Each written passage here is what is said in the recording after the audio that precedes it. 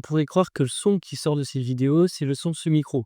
Mais ce micro n'est même pas branché. Et je vous rassure, c'est pas un micro sans fil. Le fil, il est ici. Je vais le rebrancher parce que sinon je vais oublier. Voilà. Actuellement, le son que vous entendez, c'est toujours pas le son du micro, c'est le son de mon iPhone. Et je dis de mon iPhone, mais ça peut être de n'importe quel téléphone, pas forcément un téléphone avec des micros qui sont de bonne qualité.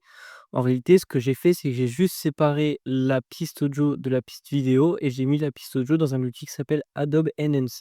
Et ça me permet d'avoir un son qui est hyper propre grâce à l'IA. Pareil pour la vidéo, il se peut que j'ai ajouté de la luminosité. Je sais pas encore, mais c'est fort probable que je l'ai fait.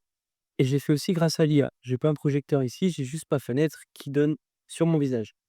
Bref, où je veux en venir dans tout ça? C'est qu'actuellement, quand on pense à l'IA et aux automatisations, on pense à littéralement réinventer là-haut. Mais c'est pas vraiment le principe de l'IA. Actuellement, l'IA, comment on devrait s'en servir, c'est pour améliorer des choses qui existent déjà. C'est-à-dire que si vous avez des process qui prennent du temps, alors utilisez l'IA pour ces process. Si vous avez des choses qui sont pas assez belles, comme l'image ou le son, alors utilisez l'IA pour ça. J'ai parlé d'Adobe Enhance, il faut savoir que c'est totalement gratuit. Pour la vidéo, par contre, je paye un abonnement, c'est vrai, qui me coûte 10 € par mois, si je dis pas de bêtises, c'est sur CapCut. Mais bref, le point de cette vidéo, c'est juste de vous dire que vous pouvez commencer à utiliser l'IA dès maintenant. Vous n'avez pas besoin d'avoir des choses trop compliquées à mettre en place. Prenez juste quelque chose qui vous prend du temps ou quelque chose que vous voulez améliorer et utilisez l'IA. Demandez à l'IA comment améliorer telle ou telle chose et c'est un bon point de début pour commencer à utiliser l'IA. Ciao.